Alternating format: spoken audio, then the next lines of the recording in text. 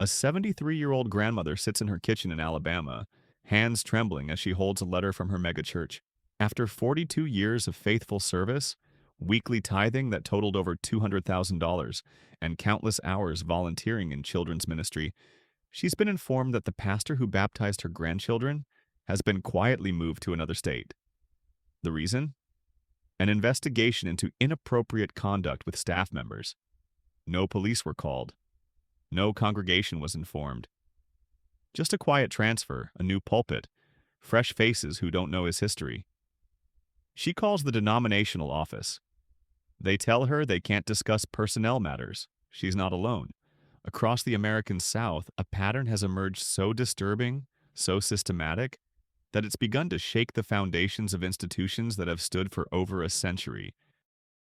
In February 2019, the Houston Chronicle published the first in a series of investigative reports that would send shockwaves through the Southern Baptist Convention, the largest Protestant denomination in the United States with over 14 million members. The reporters, Robert Downen and John Tedesco, had spent months combing through court records, police reports, and victim testimonies. What they uncovered was staggering. Over 700 victims of sexual abuse within Southern Baptist churches over a 20-year period. More than 380 church leaders and volunteers had been credibly accused. Some were convicted. Many were simply moved to different churches, different states, different congregations filled with families who had no idea about the dangers walking among them. The numbers alone were horrifying, but the stories behind them were worse. A youth pastor in Texas who molested multiple teenage boys was quietly asked to resign. He moved to Louisiana and was hired by another Southern Baptist church within months. A children's minister in Florida with a documented history of inappropriate behavior with minors was recommended by his previous senior pastor to a church in Georgia. The pattern repeated itself in Tennessee, Mississippi, Arkansas, North Carolina. It wasn't a few isolated incidents, it was a system. But here's what makes this story particularly devastating. Many of the leaders at the highest levels knew. They knew and they did nothing.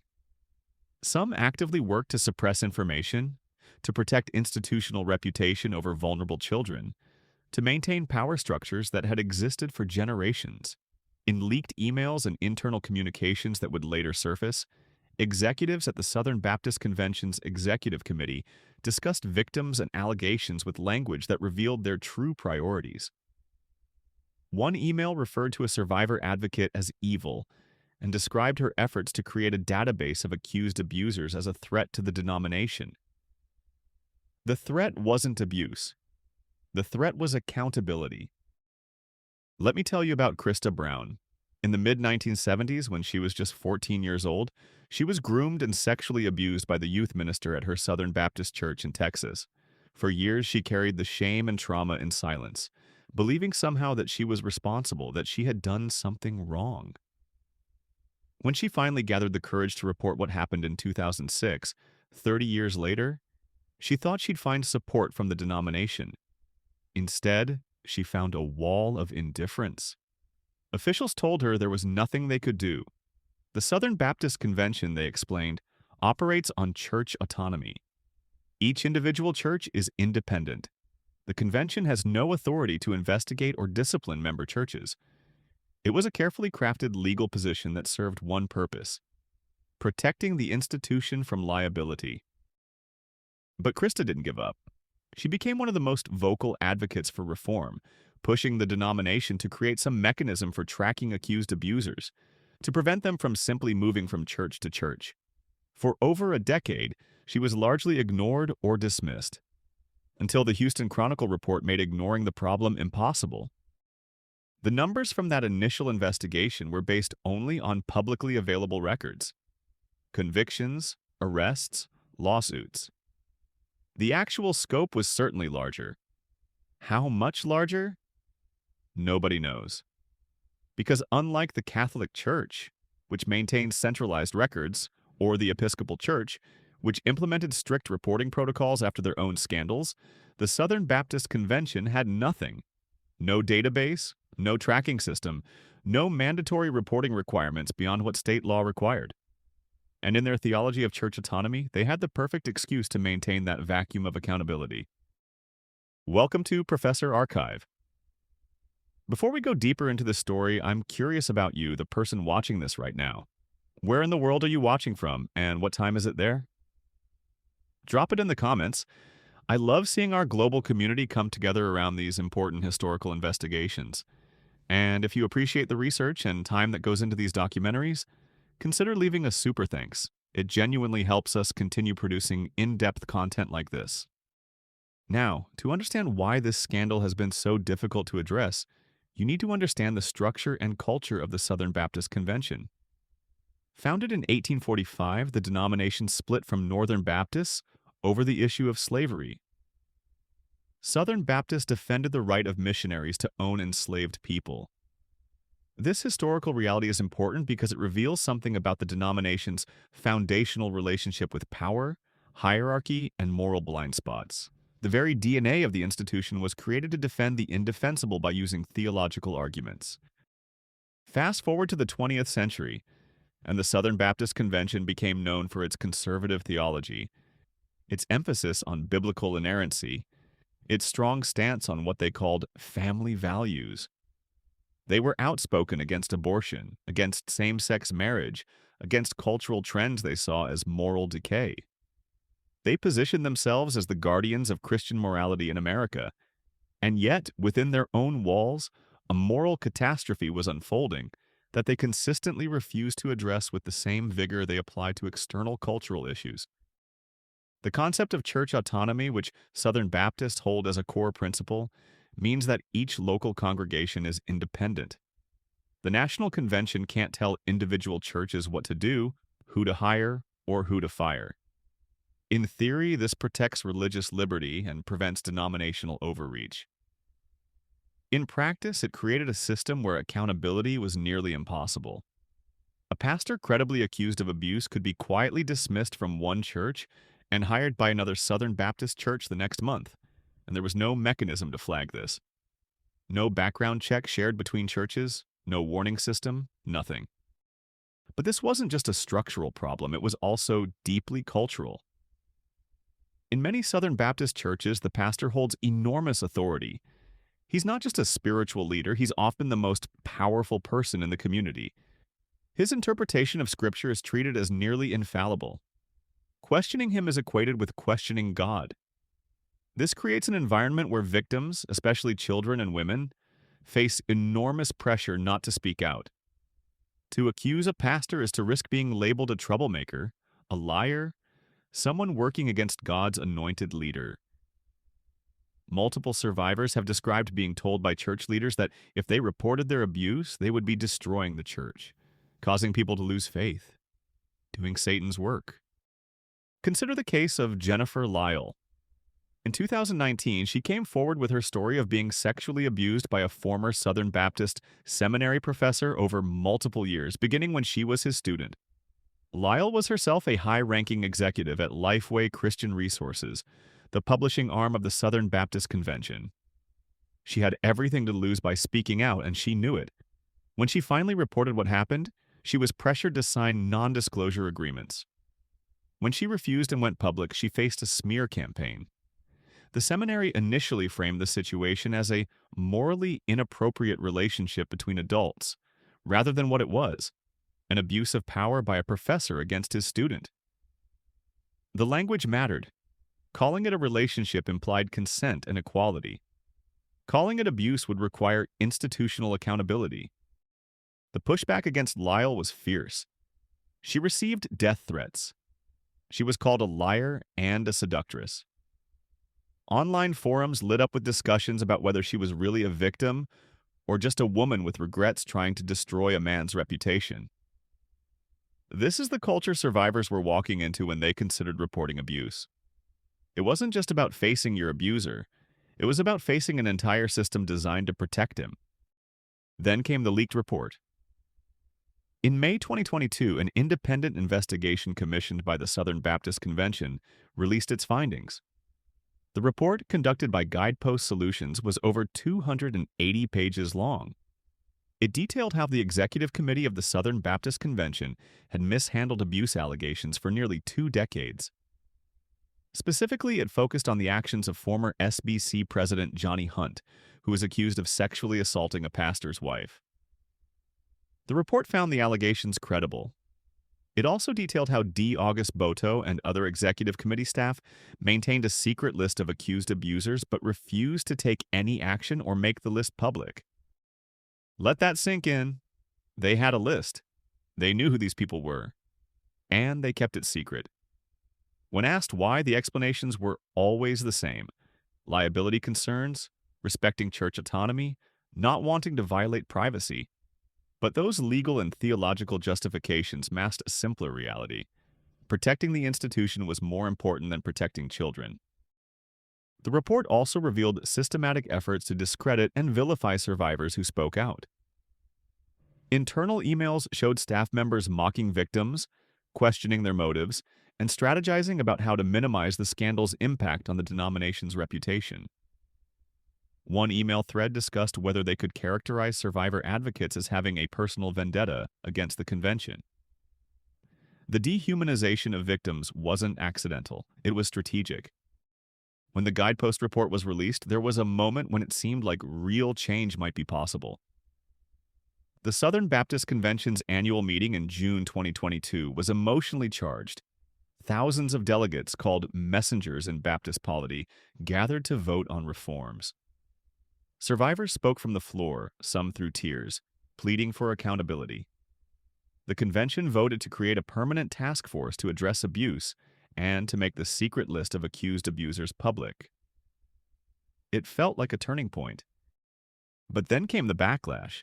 A significant faction within the Southern Baptist Convention began to push back against reforms, arguing that they represented a liberal takeover of the denomination, that outside influences were trying to weaken biblical authority and pastoral autonomy.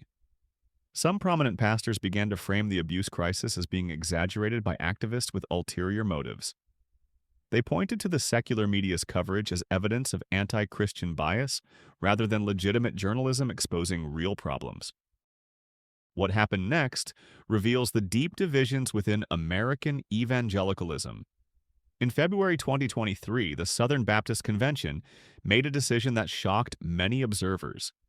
They voted to expel Saddleback Church, one of the largest and most influential congregations in the denomination, founded by Rick Warren, author of The Purpose-Driven Life. The reason? Saddleback had ordained women as pastors. That same meeting saw debates about expelling other churches over women in ministry roles. Meanwhile, churches with documented histories of mishandling abuse cases remained in good standing. The message was clear. The denomination was more concerned about who could stand behind the pulpit than who was safe in the pews. The leaders too afraid to speak aren't hard to identify. They're the pastors of large churches whose platforms depend on maintaining good relationships with denominational power brokers.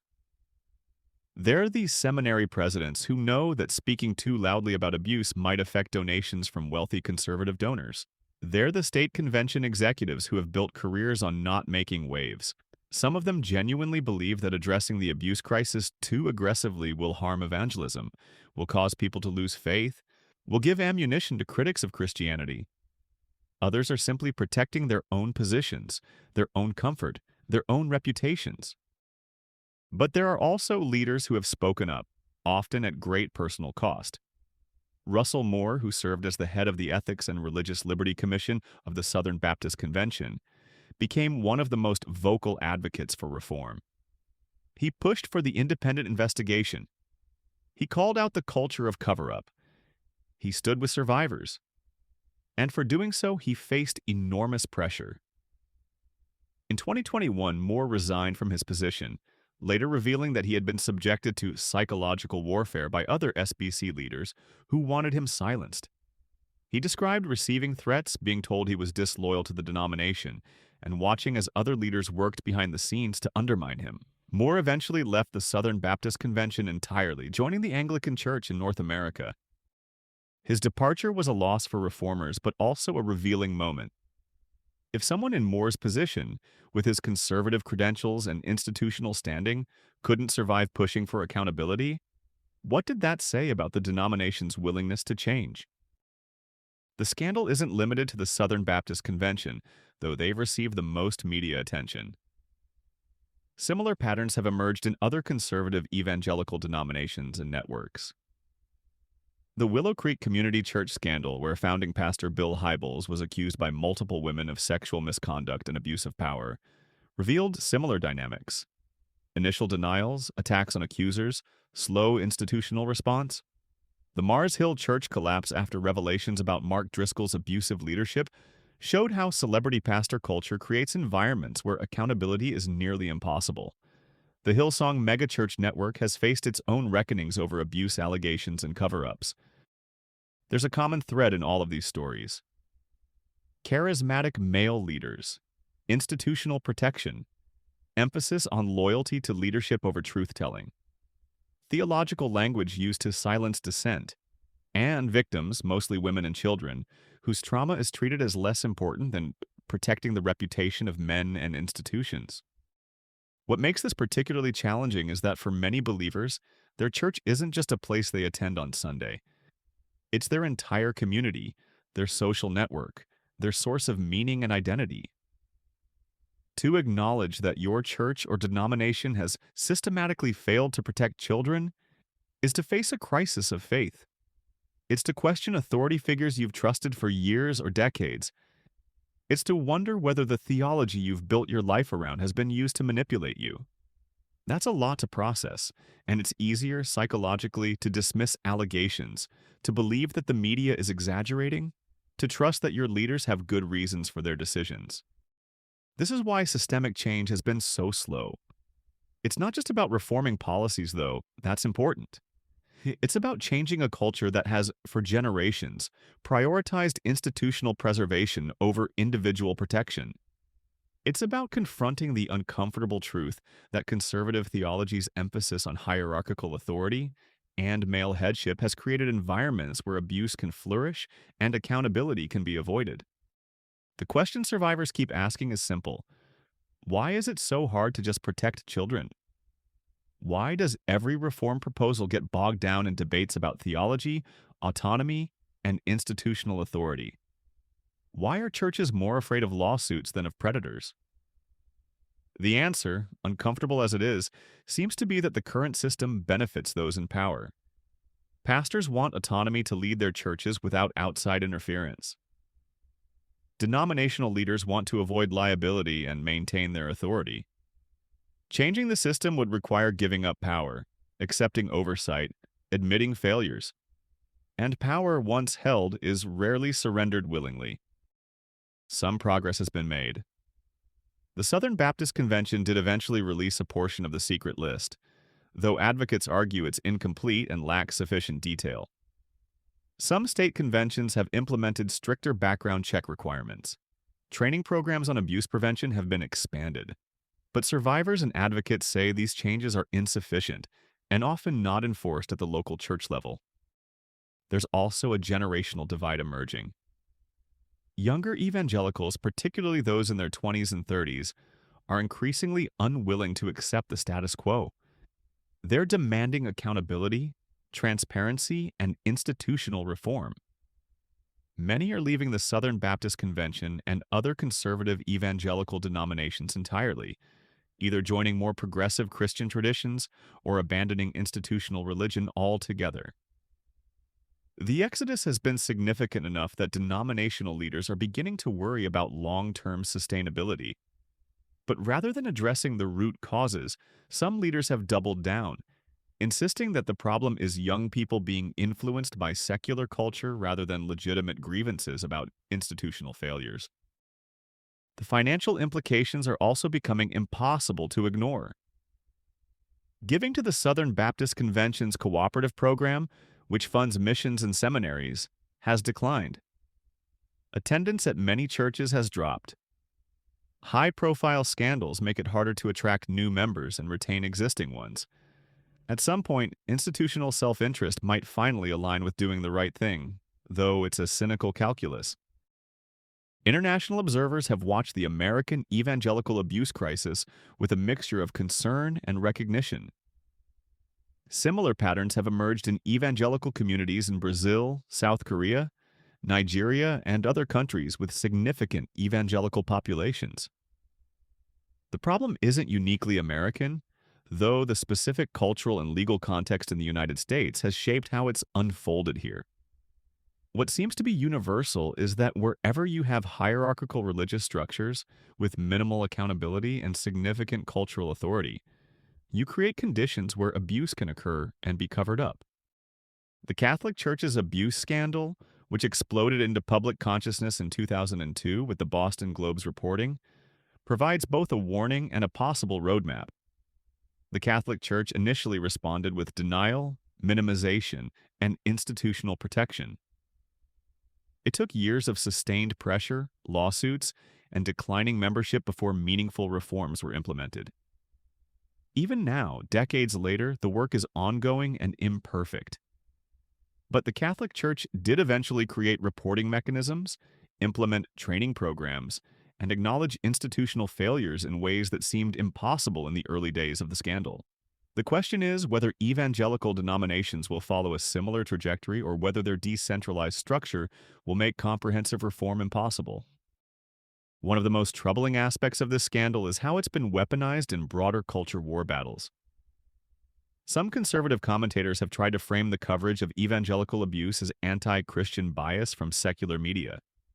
They point to abuse in public schools, youth sports, and other institutions as evidence that the problem isn't specific to churches.